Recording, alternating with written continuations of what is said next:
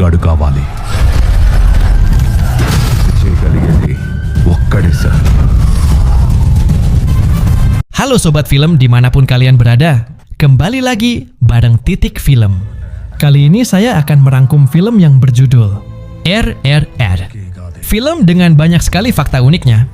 Bayangkan, film ini menghabiskan 550 miliar dan 1 menit adegan menghabiskan dana 2 miliar. Wow, fantastis. Daripada penasaran, siapkan posisi senyaman mungkin, gorengan, udut, dan kopinya. Jangan lupa. Yuk, gas ke ceritanya. Berlatar pada masa penjajahan Inggris, cerita diawali dengan sebuah desa yang dihuni oleh suku pedalaman bernama suku Gon. Di desa tersebut, hidup seorang anak perempuan bernama Mali. Selain memiliki suara yang merdu, Mali juga sangat berbakat dalam melukis. Bakat itulah yang kemudian menarik perhatian Kathy, istri dari Gubernur Scott. Tak lama kemudian, muncul Gubernur Scott, pemimpin penjajah Inggris yang bertugas menguasai wilayah India. Setelah melihat Mali, Kathy meminta izin kepada suaminya untuk membawa anak itu ke istana. Dengan sangat arogan, mereka bahkan hanya menukar Mali dengan 2 keping koin. Mengetahui anaknya akan dibawa pergi, ibu Mali langsung berlari mengejar rombongan tersebut. Aksinya membuat rombongan Gubernur Scott berhenti sejenak. Salah seorang prajurit sempat mengangkat senjata dan berniat menembaknya. Namun Gubernur Scott segera menghentikannya. Menurutnya, harga 1 peluru terlalu mahal jika hanya digunakan untuk menghabisi seorang warga India. Karena itu, ia menyuruh bawahannya menggunakan cara yang lebih murah.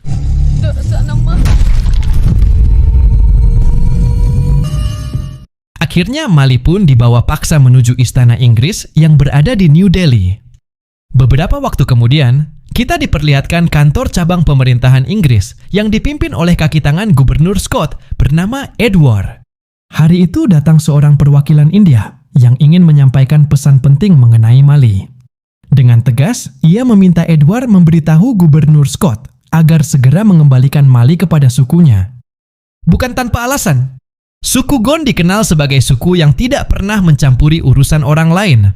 Mereka hidup damai dan memilih menjauh dari konflik. Namun jika salah satu anggota sukunya diambil, seluruh suku akan bergerak untuk membawanya pulang. Mereka memiliki seorang pemimpin yang diibaratkan seperti gembala bagi kawanan domba. Dan gembala itu adalah sosok yang sangat kuat, pantang menyerah, serta memiliki tekad yang luar biasa. Bahkan jika dombanya berada di mulut harimau sekalipun, ia akan membuka rahang harimau itu dan membawa pulang dombanya kembali ke kawanan. Dan sosok gembala yang dimaksud tadi adalah pemimpin suku Gon bernama Bima. Saat ini Bima bersama beberapa rekannya sedang melakukan persiapan sebelum berangkat ke New Delhi untuk mencari Mali.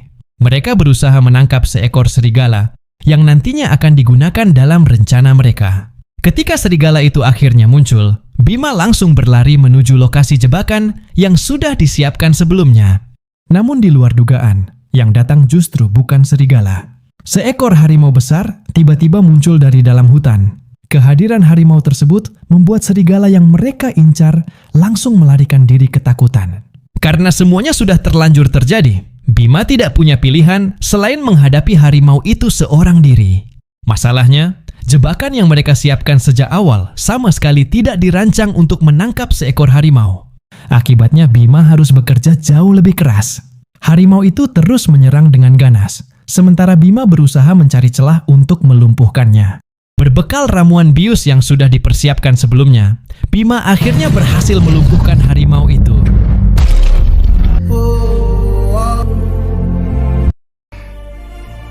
Setelah semua persiapan selesai, waktu yang ditunggu pun tiba. Bima akhirnya berangkat menuju New Delhi. Di sana ia menyamar sebagai seorang mekanik yang bekerja di bengkel milik saudaranya. Penyamaran itu dilakukan agar keberadaannya tidak dicurigai oleh pihak Inggris. Suatu hari, datang seorang prajurit Inggris yang mengeluhkan motornya karena tidak bisa dinyalakan. Dengan santai Bima memeriksa motor tersebut, dan ternyata penyebabnya sangat sepele. Katup bensinnya masih dalam keadaan tertutup. Begitu masalah itu diketahui, pacar sang prajurit langsung tertawa terbahak-bahak. Prajurit tersebut merasa sangat malu. Bukannya mengakui kesalahannya sendiri, ia justru melampiaskan kemarahannya kepada Bima. Tanpa banyak bicara, prajurit itu langsung memukul Bima di depan banyak orang. Padahal jika Bima mau, ia bisa saja membalas dan mengalahkan prajurit itu dengan mudah. Namun demi menjaga penyamarannya, Bima memilih menahan diri. Ia membiarkan dirinya dipukuli, meski harus menanggung rasa sakit dan luka yang cukup parah. Untuk sementara kita tinggalkan dulu Bima. Cerita kemudian beralih ke pinggiran Delhi. Di sana terdapat markas polisi Inggris yang sedang diserbu oleh ratusan warga India. Jumlah massa yang begitu banyak membuat para polisi kewalahan. Karena situasi semakin tidak terkendali, kepala polisi Inggris segera menghubungi pusat untuk meminta bantuan. Sayangnya bantuan baru bisa tiba sekitar 3 jam lagi. Di tengah situasi kacau tersebut, mari berkenalan dengan seorang polisi India bernama Rama. Berbeda dengan warga India lainnya, Rama memilih bekerja untuk pemerintahan Inggris. Saat semua polisi mulai ketakutan menghadapi kerumunan massa, Rama justru tetap berdiri tegak di tempatnya. Tak lama kemudian, seseorang dari kerumunan melempar batu. Batu itu menghantam foto Gubernur Scott hingga pecah. Melihat kejadian tersebut, kepala polisi langsung memerintahkan anak buahnya untuk menangkap pelaku. Namun tidak ada satupun yang berani maju. Sampai akhirnya Rama melangkah ke depan.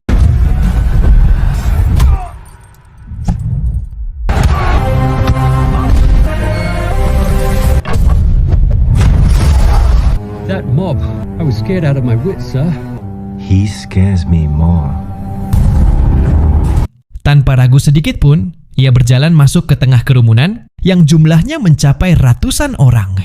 Misinya hanya satu, menangkap orang yang melempar batu tadi. Tugas itu terdengar mustahil dilakukan oleh satu orang. Namun Rama tetap maju tanpa rasa takut. Dengan tekad yang luar biasa, ia menerobos kerumunan massa dan terus memburu targetnya. Meski berkali-kali didorong, dipukul, dan dihalangi oleh warga yang jumlahnya begitu banyak, Rama sama sekali tidak menghentikan langkahnya. Fokusnya hanya satu, menangkap pelaku tersebut hidup-hidup. Aksi Rama membuat semua orang terkejut. Bahkan, rekan-rekannya sesama polisi tidak menyangka ada orang yang berani melakukan hal senekat itu seorang diri. Setelah perjuangan yang panjang, Rama akhirnya berhasil menemukan targetnya. Tanpa memberi kesempatan untuk melarikan diri, Rama langsung menangkap orang tersebut dan menyeretnya keluar dari tengah kerumunan massa. Tubuhnya penuh luka, wajahnya babak belur. Namun ia tetap berhasil membawa pelaku ke hadapan atasannya. Melihat keberhasilan itu, para polisi Inggris pun dibuat kagum. Terlihat Rama kembali berdiri tegak meski kondisinya sangat dan sangat mengenaskan. Ia sama sekali tidak menunjukkan rasa sakit ataupun kelemahan di hadapan siapapun. Beberapa waktu kemudian, diadakan seleksi kenaikan jabatan bagi anggota polisi yang berprestasi. Rama termasuk salah satu kandidat yang paling menonjol. Namun ketika hasilnya diumumkan, tidak ada satupun polisi pribumi yang dipilih. Termasuk Rama, semua jabatan penting justru diberikan kepada orang-orang Inggris. Saat itulah Rama semakin menyadari kenyataan pahit yang selama ini terjadi. Pemerintahan kolonial Inggris lebih mengutamakan bangsanya sendiri dibandingkan rakyat India.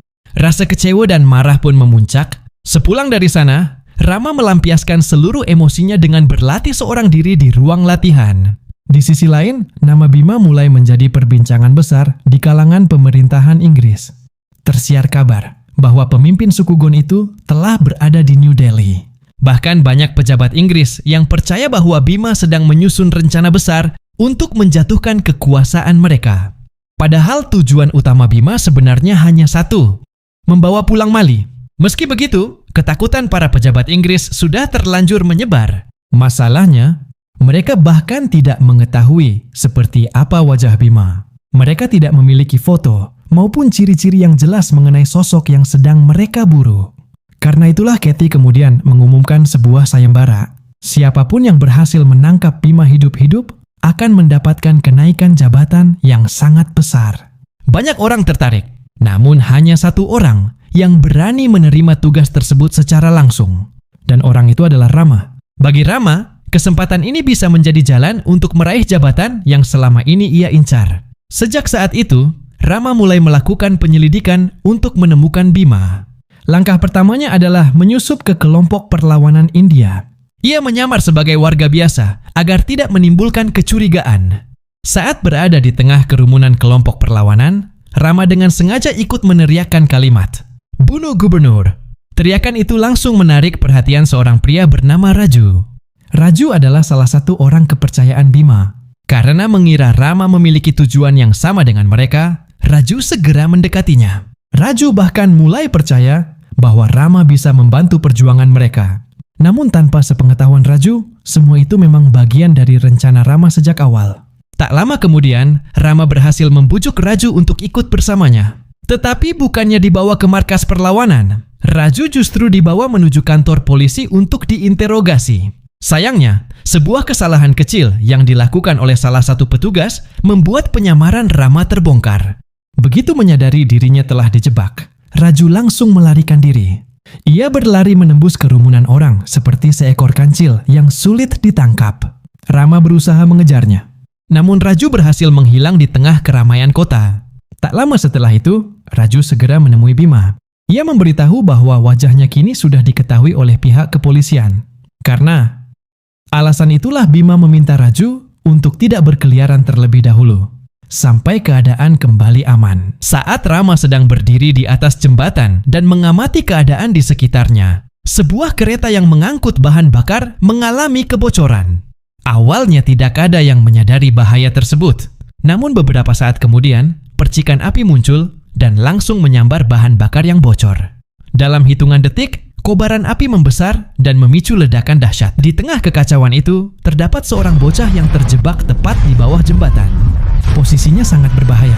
Api terus membesar dari segala arah, sementara ledakan susulan bisa terjadi kapan saja. Rama yang melihat kejadian tersebut langsung mencari cara untuk menolong sang bocah.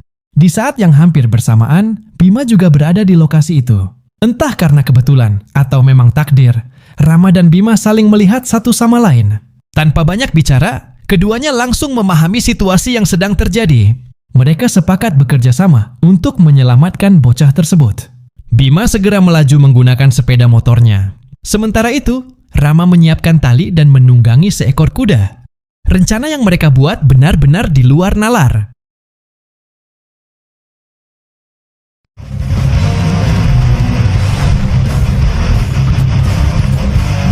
Setelah perjuangan yang menegangkan, bocah tersebut akhirnya berhasil diselamatkan. Orang-orang yang menyaksikan kejadian itu langsung bersorak. Tak ada yang menyangka dua orang asing bisa melakukan aksi sehebat itu. Sejak peristiwa itulah hubungan Rama dan Bima mulai terjalin. Mereka menjadi sahabat dekat. Bahkan lebih dari sekadar sahabat. Keduanya sudah seperti saudara sendiri. Yang membuat keadaan semakin menarik adalah kenyataan bahwa mereka sama-sama tidak mengetahui identitas satu sama lain. Rama tidak sadar bahwa orang yang selama ini sedang ia buru adalah Bima. Sementara Bima juga tidak tahu bahwa sahabat barunya itu merupakan polisi yang bekerja untuk Inggris dan sedang menjalankan misi untuk menangkap dirinya. Karena tidak mengetahui kenyataan tersebut, persahabatan mereka pun semakin erat dari hari ke hari.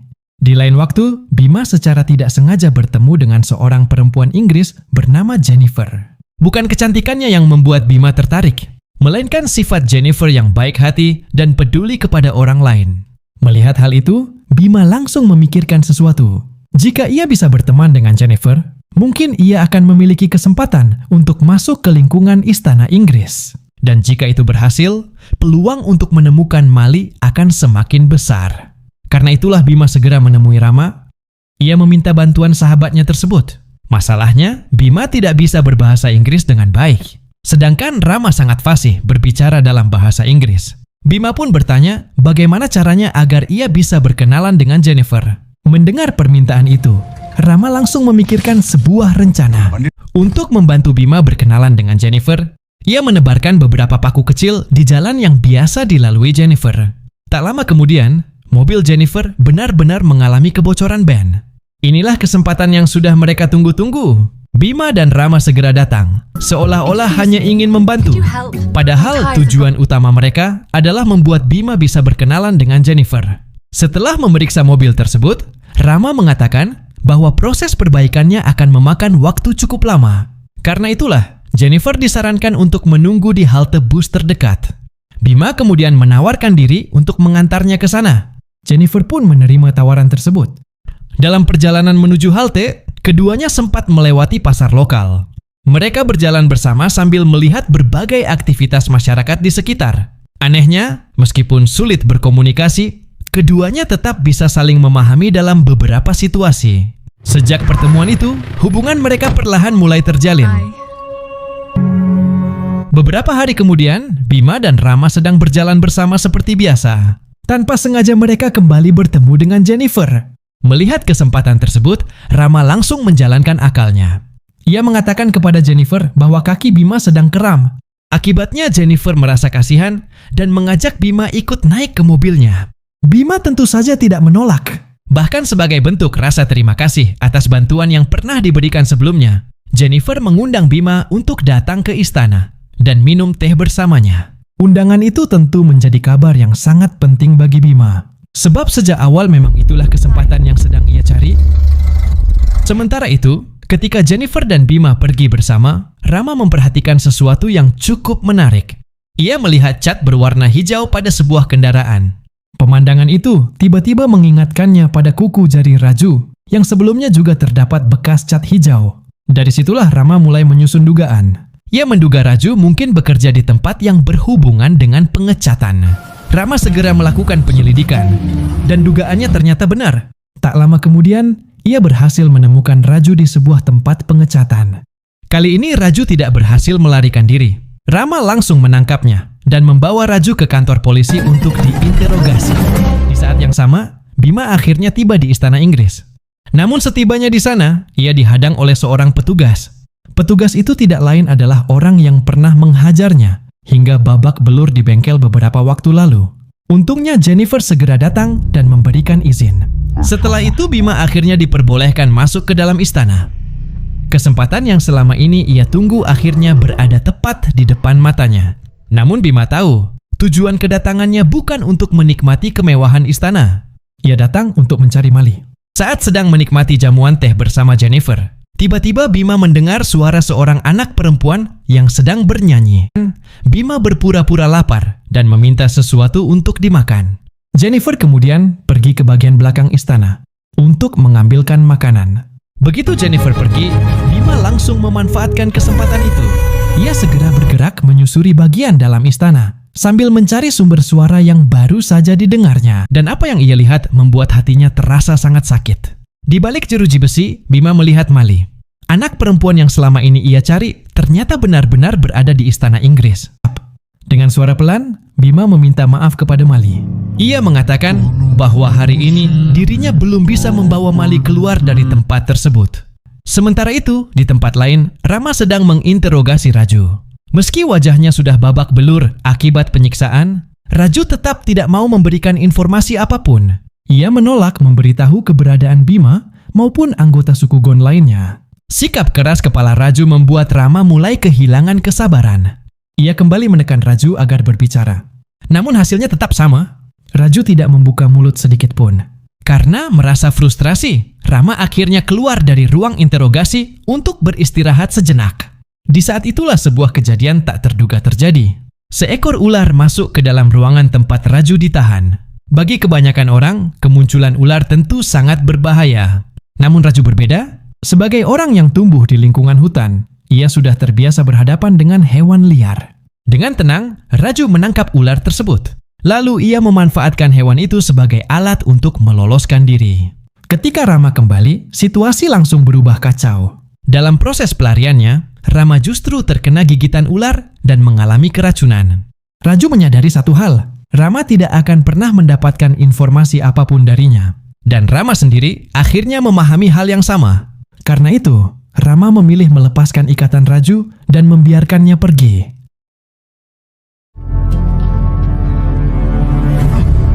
Beberapa waktu kemudian, Rama muncul di hadapan Bima dalam kondisi yang sangat memprihatinkan.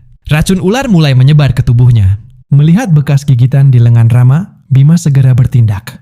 Ia menggunakan pengetahuan yang dimilikinya tentang obat-obatan tradisional untuk mengobati sahabatnya itu.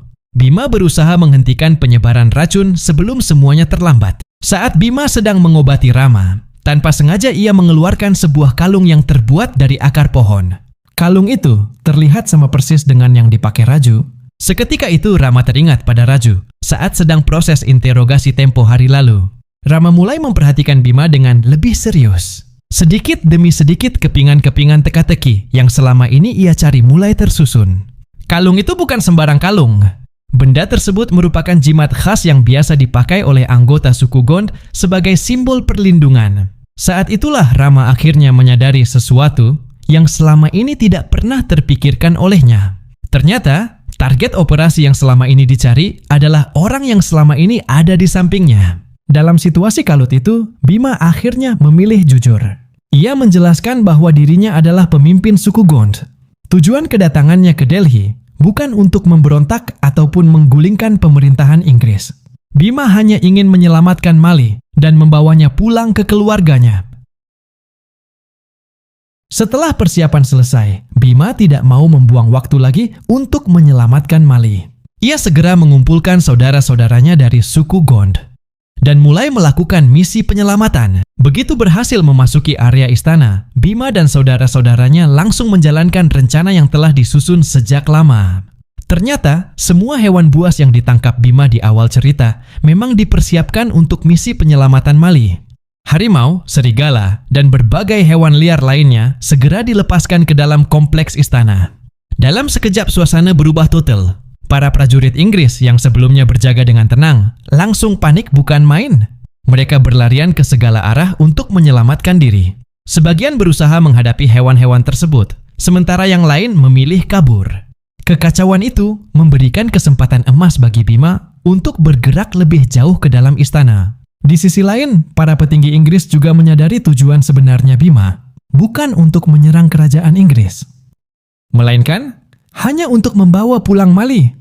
Karena itulah seorang prajurit segera menyeret Mali masuk lebih jauh ke dalam istana, lalu menguncinya di sebuah ruangan yang dijaga ketat. Kunci ruangan itu berada di tangannya. Melihat hal tersebut, fokus Bima langsung berubah.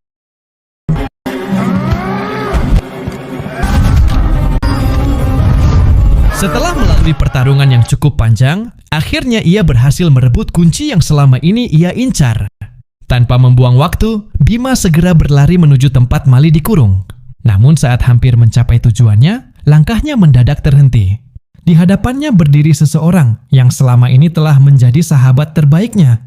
Benar, dia adalah Rama. Untuk pertama kalinya Bima melihat Rama mengenakan seragam polisi Inggris secara lengkap.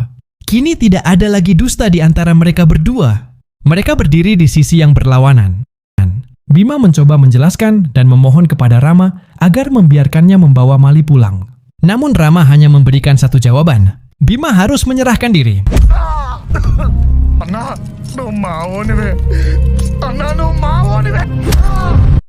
Situasi makin sulit ketika kunci yang sedang diperebutkan tiba-tiba terjatuh ke dalam gorong-gorong. Momen itu menjadi titik di mana kesabaran Bima benar-benar habis. Untuk pertama kalinya, ia memilih menggunakan kekerasan terhadap orang yang selama ini dianggap sebagai saudara sendiri. Bisa dilihat, keduanya sama-sama kuat dan cepat. Pertarungan mereka terasa begitu sengit. Beberapa kali Bima berhasil mendesak Rama, namun beberapa kali pula, Rama mampu membalas serangan tersebut. Tak ada yang benar-benar unggul. Mereka bertarung habis-habisan layaknya Naruto dan Sasuke. Dalam pertarungan itu, Bima mencoba mencari jalan lain untuk mencapai tempat Mali ditahan. Ia berlari menuju sebuah bangunan tinggi, lalu memanjat bagian luar gedung untuk mencapai area belakang istana. Namun usaha itu tidak berjalan sesuai rencana. Saat Bima hampir berhasil, keadaan justru berubah drastis. Gubernur Scott muncul sambil mengancam akan membunuh Mali jika Bima tidak segera menyerahkan diri. Mendengar ancaman tersebut, Bima langsung berhenti. Dan pada akhirnya, Bima harus memilih menyerahkan diri. Di sisi lain, Rama tetap berdiri di tempatnya. Ia tidak menunjukkan belas kasihan sedikit pun. Setelah penangkapan itu, pihak Inggris langsung melakukan operasi besar-besaran untuk memburu anggota kelompok Bima yang lain. Kini, Rama akhirnya mendapatkan apa yang selama ini ia perjuangkan. Ia segera memperoleh kenaikan jabatan yang sangat tinggi. Dan resmi menjadi seorang panglima yang memiliki wewenang untuk memimpin pasukan bersenjata Inggris. Dan fakta tentang Rama pun dijelaskan. Ternyata, alasan sesungguhnya Rama melakukan semua itu ternyata memiliki cerita yang sangat panjang. Dan untuk memahami alasan tersebut, cerita kemudian membawa kita kembali ke masa lalu. Ini adalah Wisnu ayah Rama, di mana di sini dijelaskan bahwa Wisnu merupakan seorang tentara Inggris. Namun, ia memilih mengundurkan diri ketika melihat arogansi Gubernur Scott. Dengan pengalaman selama menjadi tentara Inggris, Wisnu membentuk tentara pemberontak dan mengajarkan pengetahuan berperang terhadap para warga desa untuk mengusir penjajah Inggris.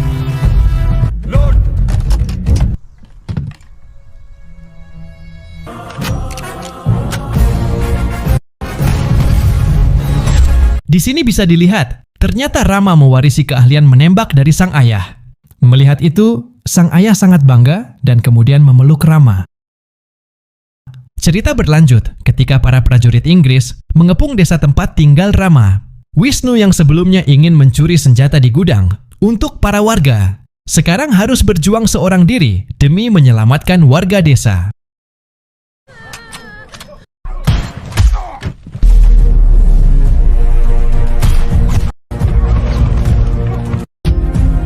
Melihat sang ayah kehabisan amunisi, Rama dengan tanpa rasa takut berlari di area berbahaya dan membawa satu kotak amunisi.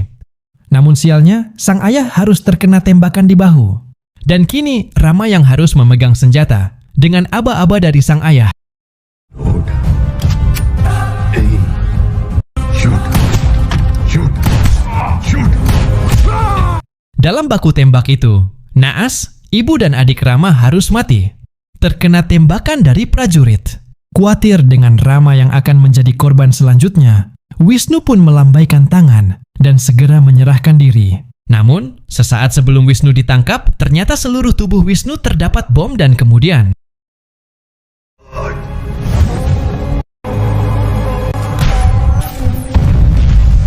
di sini fakta tentang Rama pun terungkap. Ambisi jabatan yang selama ini ia kejar ternyata hanya untuk bisa mengakses gudang senjata milik Inggris.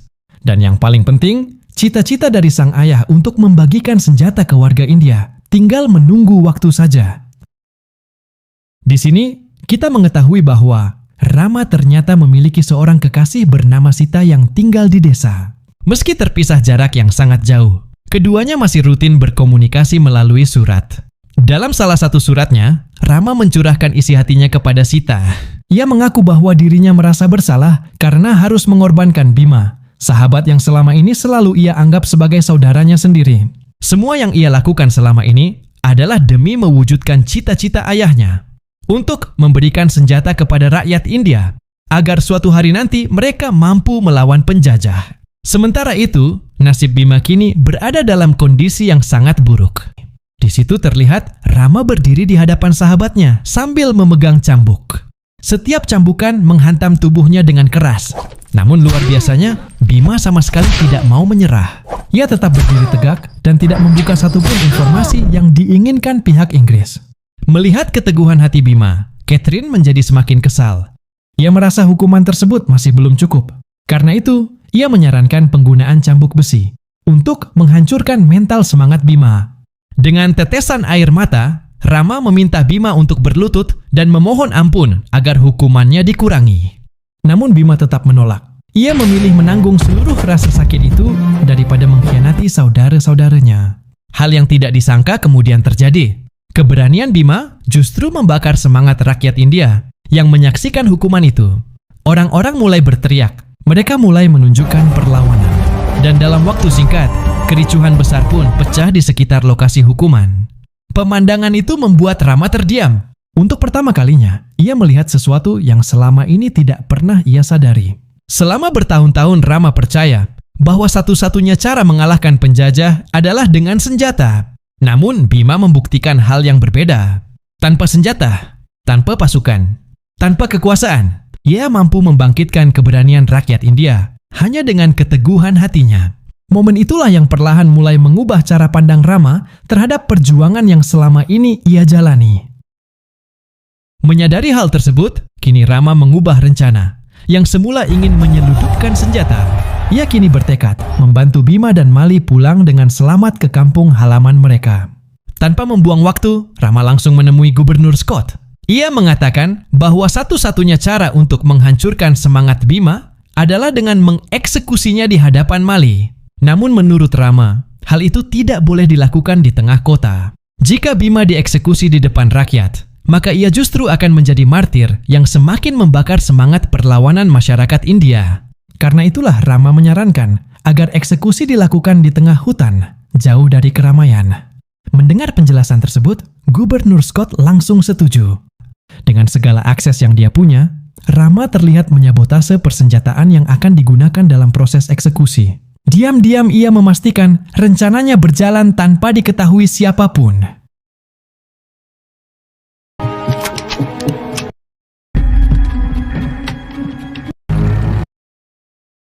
Tidak hanya itu, Rama juga meminta bantuan pamannya untuk menyelundupkan sebuah silet kepada Bima. Tujuannya agar Bima bisa melepaskan ikatan saat ada kesempatan melarikan diri. Hari eksekusi pun akhirnya tiba. Dengan menggunakan kendaraan, mereka menuju lokasi yang telah ditentukan. Mali juga ikut dibawa ke tempat tersebut.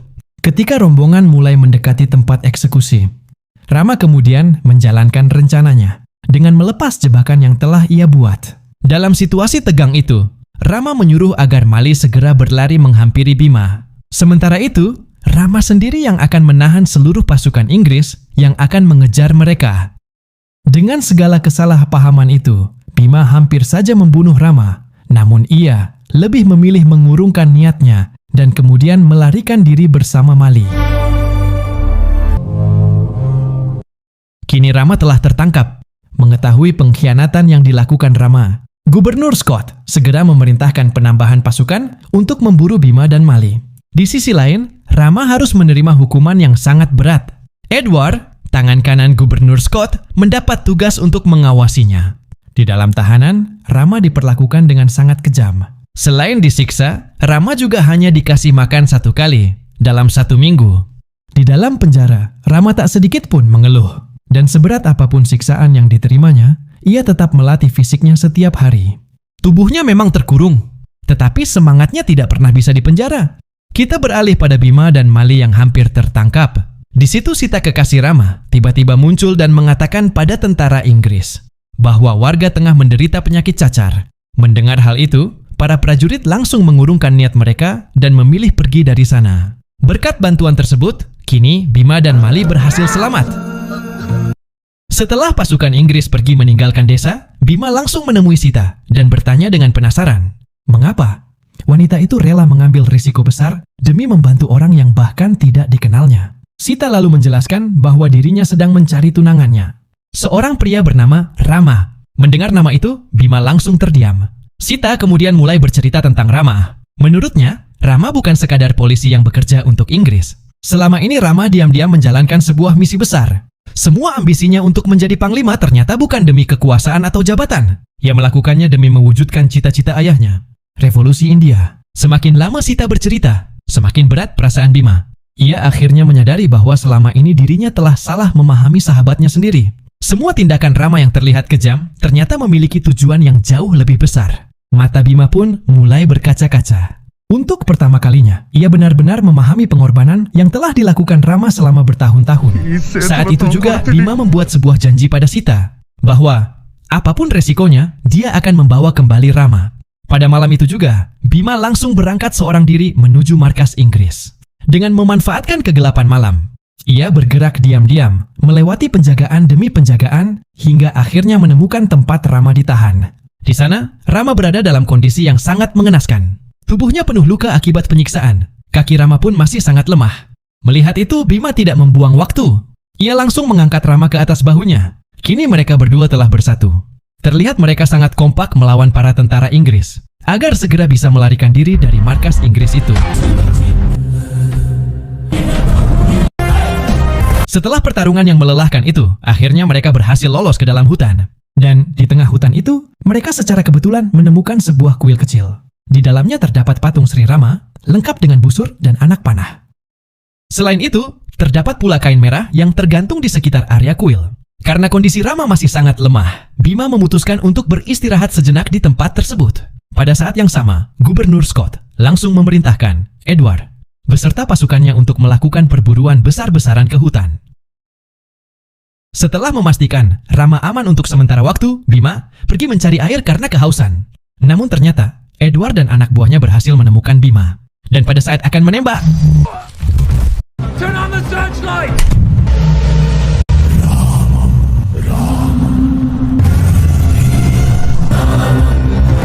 Tiba-tiba, dengan panah apinya, Rama membabat satu persatu tentara Inggris.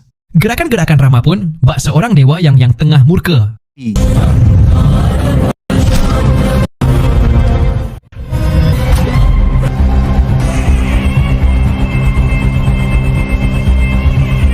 Shoot! Bima, dengan tombak itu tiba-tiba muncul dari dalam sungai dan sekali lagi bekerja sama dengan Rama untuk menghadapi prajurit Inggris itu.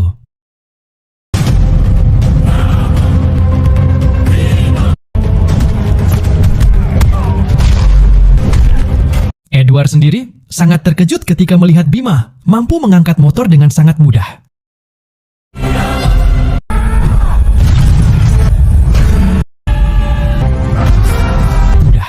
Setelah mengalahkan Edward dan pasukannya, kini mereka berdua menuju ke istana tempat tinggal Gubernur Scott. Dengan menggunakan sepeda motor, mereka mengarahkan ke gudang senjata dan meledakkannya.